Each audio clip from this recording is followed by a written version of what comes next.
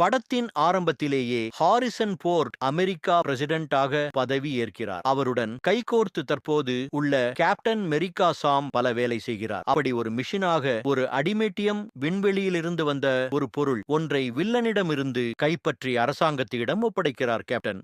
அதைத் தொடர்ந்து பிரசிடென்ட் மாளிகையில் தன் நண்பர் ஐசா, முன்னாள் கேப்டன் அமெரிக்கா உடன் ஒரு விருந்தில் பங்கேற்கிறார் கேப்டன். அப்போதும் ஐசா திடீரென் பிரசிடென்டியை சூட அவரை கைது செய்து சிறைச்சாலையில் அடைக்க கேப்டன் அமெரிக்காவுக்கு இது சதி திட்டம், இதற்கு பின்னால் உள்ளது யார் என்பதை தேடி அதை அழித்து வழக்கம் போல் நாட்டை காப்பாற்றி தன் நண்பனையும் காப்பாற்றும் கதையே இந்த brave new world.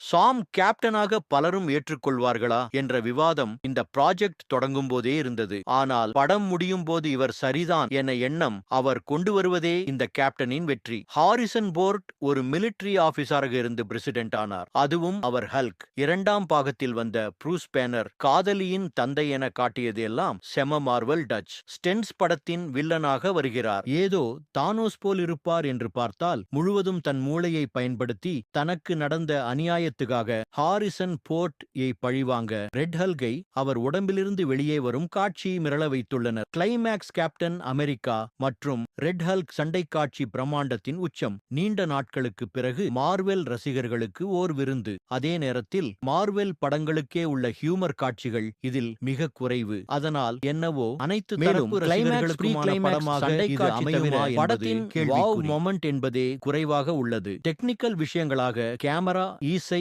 Editing, CG வேலைகள் என அனைத்தும் சூப்பர். இந்த வீடியோ பிடிச்சிருந்தா லைக் பண்ணுங்க, மறக்காம சப்ஸ்கிரைப் பண்ணுங்க.